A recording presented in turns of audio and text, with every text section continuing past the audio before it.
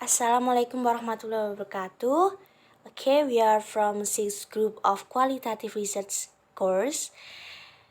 We are going to explain about the nature and models of analysis data in qualitative research. Our group consists of I am Ivanka Ajeng Yuliani Sewi, and then Sandi Muhammad Bilal, Amalia Wulandari, and Henry Adikusuma. Okay, let's go to the first material.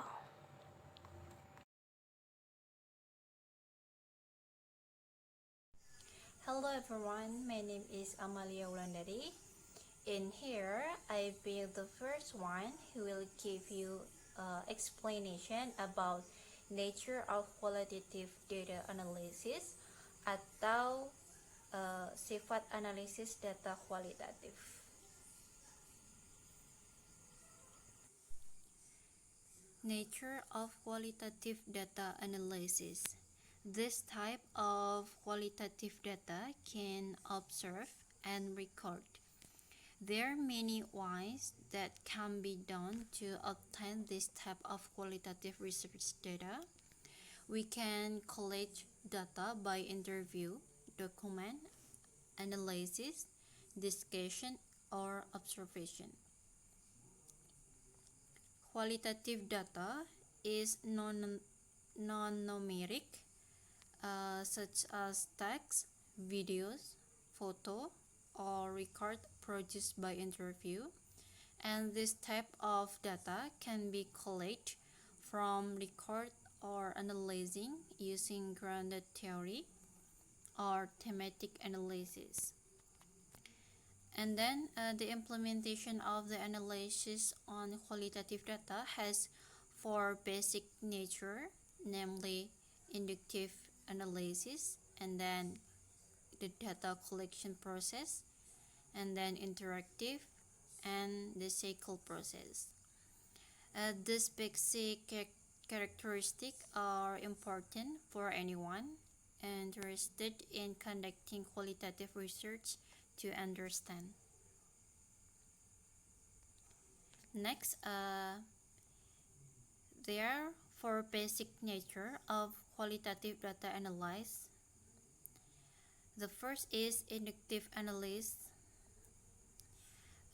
Qualitative research tend to analyze inductively, namely by starting to obtain detailed data, then related to topic or problems, without evaluation and categories, abstract themes and concept or theories.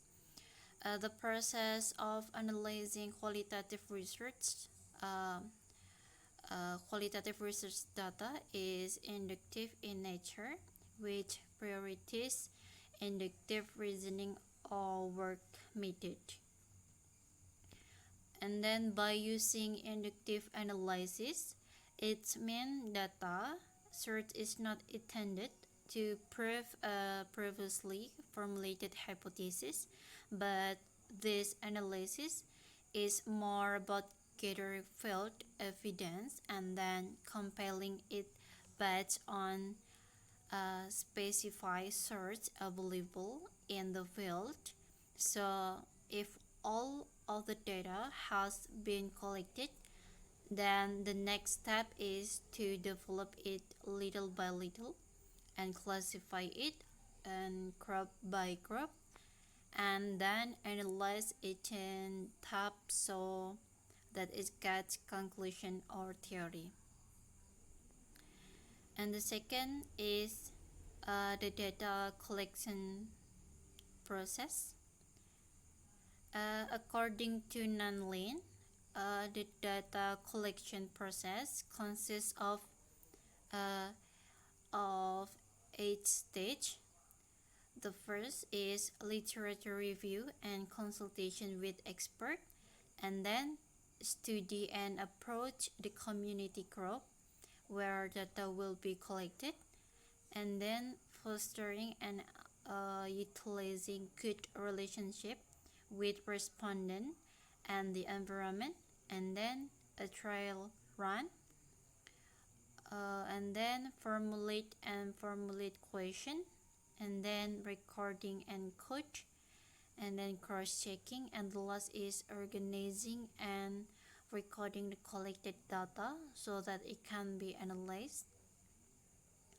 And then interactive, and the interactive analysis model contains four interrelated components, namely data collection, and then simplification of data, and then data exposure, and the last is drawing and testing conclusion. And this interactive model is carried out after data collection, but during the data collection process, during the conclusion stage, and then the researcher must refer to the field for information or confirmation. And this interactive process, what needs to be done is when data collection is still ongoing or when data collection has ended. And the last is a cycle data or cyclical process. In a cycle process is carried out from the beginning of data collection and until the end as form of continuity in the reflection process. At the beginning, data collection was carried out by observing the relevant agency and also by conducting direct interview, and the step taken after collecting the initial stage are the data collection and analysis stage. And cyclical data is type of problem that appear regularly when analyzing data. Assalamualaikum warahmatullahi wabarakatuh. My name is Sandi Muhammad Bilal and I wanna explain about constant comparative analysis. Okay. Definition: the constant comparative method is a valuable research tool for analyzing qualitative data. However, some confusion exists because there are two versions of the method. This paper lays out the procedure for both versions and the underlying principle of the original. Alternative strategies are offered for dealing with incomplete or missing data set, and a solution is suggested for a problem inherent in the current use of the method. Jadi, constant comparative analysis itu dinamakan metode perbandingan tetap karena dalam analisis data secara tetap membandingkan satu datum dengan datum yang lainnya, dan kemudian secara tetap membandingkan kategori dengan kategori lainnya. Teknik analisis komparatif adalah teknik yang digunakan untuk membandingkan kejadian-kejadian yang terjadi di saat peneliti menganalisa kejadian tersebut dan dilakukan secara terus-menerus sepanjang penelitian dilakukan.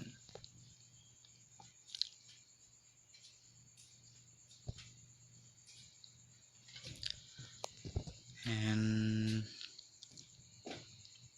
Bernie Glaser and Ansel has 3 steps.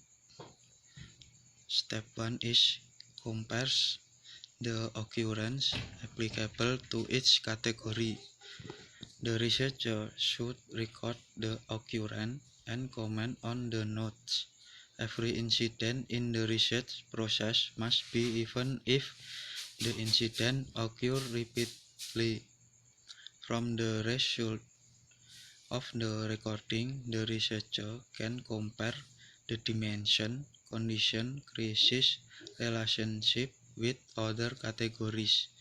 So, what researcher can find the characteristic of the theoretic category.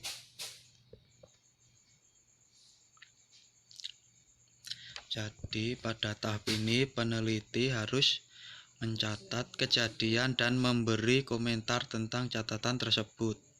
Setiap kejadian dalam proses penelitian yang relevan dan masalah penelitian harus dicatat meskipun kejadian tersebut terjadi berulang kali.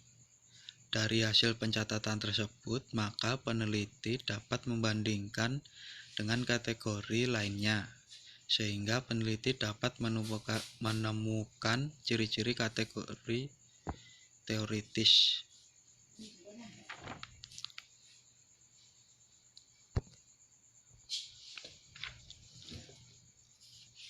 And the two step is combine categories and characteristics.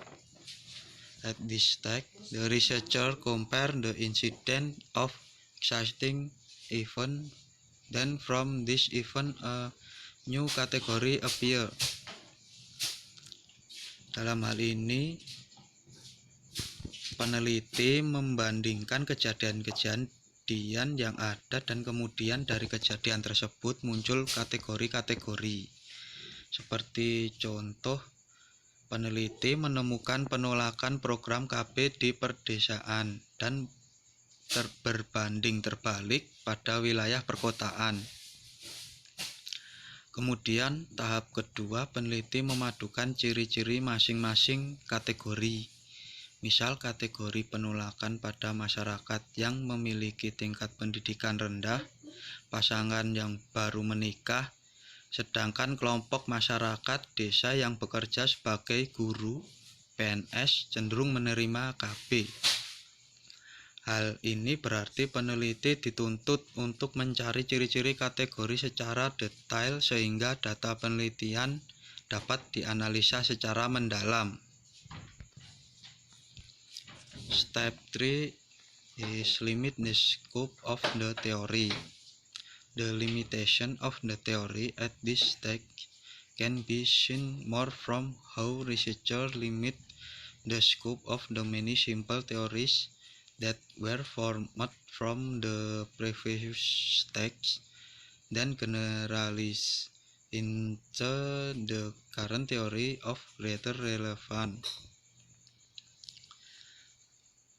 Dalam step ini, pembatasan teori lebih banyak dilihat dari bagaimana peneliti membatasi lingkup sekian banyak teori sederhana yang terbentuk dari tahap sebelumnya, kemudian digeneralisasi ke dalam arus teori yang lebih besar relevansinya. And the last is writing theory.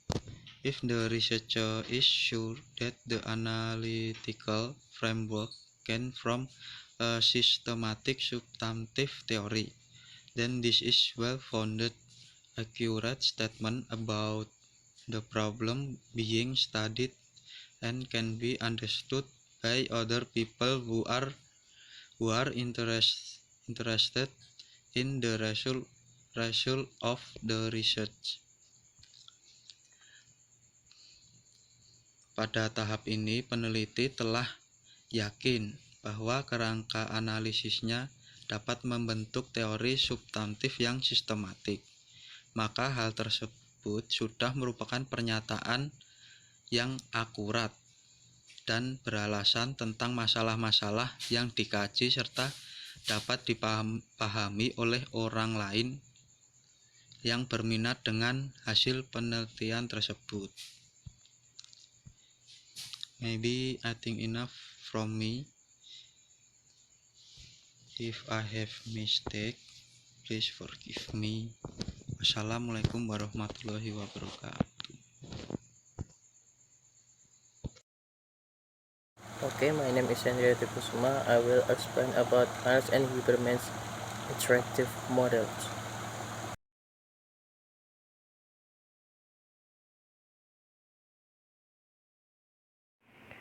Miles and Huberman's interactive model analysis. Miles and Huberman argued that activities in qualitative analysis data is done interactively and continuously until complete. The saturation of the data is indicated by no acquisition of new data or information. Miles and Huberman's interactive model of analysis is qualitative research that enables data analysis while the researcher is in a vocation or after returning from a new vocation in analysis. In this study, data analysis was carried out simultaneously with the data collection process. Jadi, model analisis menurut Mill dan Huberman adalah penelitian yang memungkinkan analisis data saat peneliti berada di lapangan atau setelah kembali dari bidang baru dalam analisis. Dalam penelitian ini, analisis data dilakukan bersamaan dengan proses pengumpulan data. Okay, and next, the four process according Miles and Huberman. Jadi ada 4 proses menurut Miles dan Huberman. The first one is collecting data. Data obtained from interviews, observation, and documentation were recorded in field notes which consist of 2 parts, namely the descriptive and reflective section. Understanding descriptive notes is a natural note, whereas reflective notes are notes that are the impression, opinion, comment, and interpretation of the researcher. Jadi yang pertama adalah pengumpulan data. Ya, data yang diperoleh dari wawancara, observasi, dan dokumentasi dicatat dalam catatan yang terdiri dari 2 bagian, yaitu deskriptif dan reflektif. Untuk yang deskriptif adalah catatan alam tentang apa saja yang didengar, dilihat, ataupun dialami sendiri.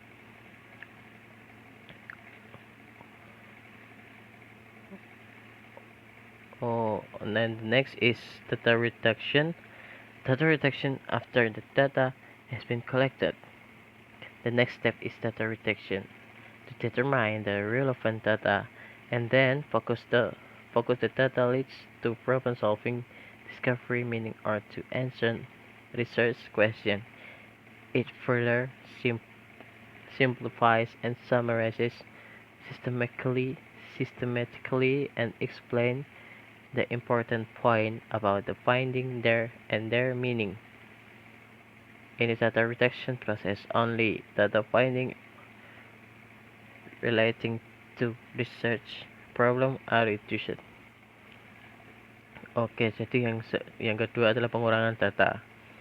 Jadi setelah data dikumpulkan, data dikurangi untuk menentukan data yang relevan dan kemudian difokuskan data yang mengarah pada pemecahan masalah, penemuan makna, ataupun jawaban pertanyaan penelitian. Ini lebih sederhana dan sangat rangkum secara sistematis dan menjelaskannya poin penting tentang temuan dan maknanya. Dalam proses ini, hanya temuan data atau temuan yang berkaitan dengan masalah penelitian yang dikurangi, sedangkan untuk data yang tidak ada kaitannya dengan masalah penelitian itu akan dibuang. And the next is data presentation. The presentation of the data can be in form of writing, drawing, tables, and graphs. The purpose of presenting the data to combine the information so as to provide an overview of the circumstance that occur. In this case, so that researchers do not have difficulty mastery of information as well and overall as certain parts of the result of research. Jadi penyajian presentasi data ini bisa dalam bentuk tulisan, gambar, tabel, dan grafik. Tujuan untuk presentasi data untuk menggabungkan informasi sehingga bisa memberikan gambaran umum tentang keadaan yang terjadi. Dalam hal ini, Peneliti tidak mengalami kesulitan dalam penguasaan informasi dan keseluruhan serta bagian-bagian tertentu dari hasil penelitian. Oleh karena itu, peneliti harus membuat narasi, grafik, atau matriks untuk memudahkan penguasaan data atau informasi. And the last is drawing conclusion. During the research process, such as data reduction process, after sufficient data has been collected, a temporary conclusion will be obtained, and after the data is complete, a final conclusion can be obtained. Starting from the beginning of the study, researchers always want to find meaning from the collected data. Therefore, it is necessary to find them pattern, similarity, relationship, hypothesis, things that often arise and other. Oke, untuk penarikan kesimpulan ini dilakukan selama proses penelitian, seperti proses reduksi data. Setelah data yang dikumpulkan cukup, maka akan diperoleh kesimpulan sementara. Dan setelah data selesai, maka diperoleh pula kesimpulan akhir. Berawal dari awal pertama penelitian, peneliti selalu ingin mencari makna dari data yang terkumpul. Oleh karena itu, untuk menemukan tema, pola, persamaan, hubungan, hipotesis, dan hal yang lain, awalnya kesimpulan yang diperoleh kabur atau tidak jelas, tentatif, dan meragukan. Namun dengan peningkatan kedua data dari hasil observasi dan wawancara, dari perolehan keseluruhan data hasil penelitian, kesimpulan ini kemudian harus diklarifikasi dan diverifikasi selama penelitian berlangsung. Okay, for the last, I am Ivanka Jenggiliani Sewi. I will explain about Sparkly models of analysis data. Sparkly models of data analysis atau analisis data model Sparkly. Sparkly data analysis is a data analysis developed by James P. Sparkly for ethnographic research. Jadi, analisis data model Sparkly merupakan analisis data yang dikembangkan oleh James P. Sparkly untuk jenis penelitian etnografi. This model illustrates that the research process follows a circle and is better known as the cyclic research process. Jadi, model ini menggambarkan tentang proses penelitian yang mengikuti sebuah lingkaran atau sebuah arus and is better known as the cyclic research process, dan biasanya penelitian ini disebut dengan proses penelitian siklikal. If a researcher follows this model, apabila peneliti mengikuti model ini, he will successfully carry out this stage. Jadi, apabila seorang peneliti mengikuti model ini, maka berturut-turut ia akan melakukan beberapa tahapan ini. Yang pertama, descriptive observation and then domain analysis. Yang ketiga, focus observation and then taxonomic analysis, and then selected observation, and then component analysis, and then the last, theme analysis.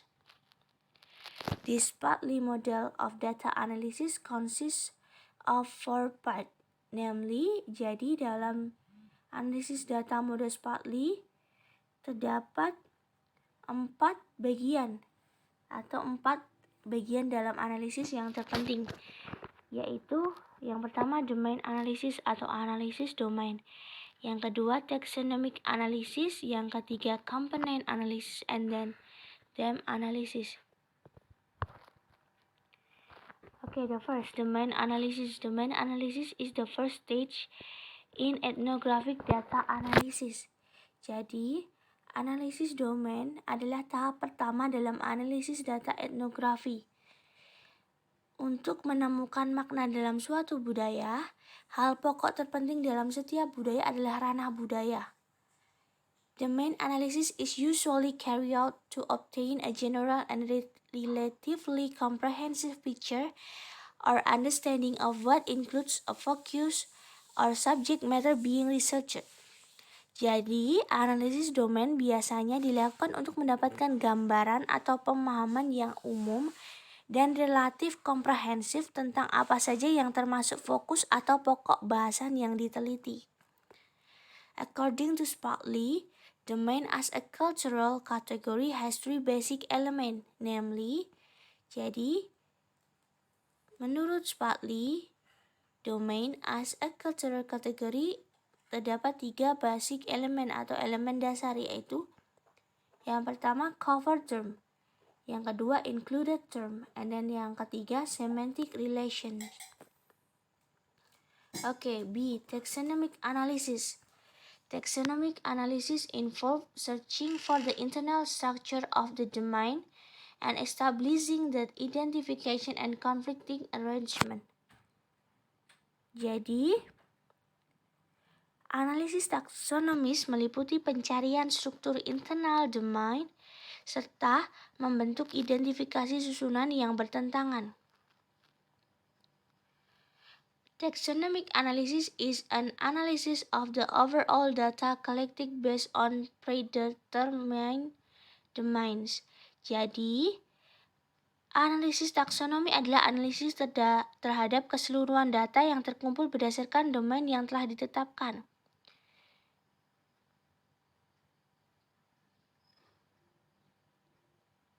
Seven steps were carried out the taxonomic analysis. Jadi terdapat 7 tahapan dalam taxonomic analysis yang dapat kalian baca dalam makalah. Oke, yang ketiga component analysis atau analisis komponen. Component analysis is a search of attributes that indicate difference between symbols in a domain. Jadi, analisis komponen merupakan pencarian atribut-atribut yang menandai berbagai perbedaan di antara simbol-simbol dalam sebuah domain. Dalam analisis komponen, peneliti mencari ciri spesifik pada setiap struktur internal dengan cara mengkontraskan antar elemen.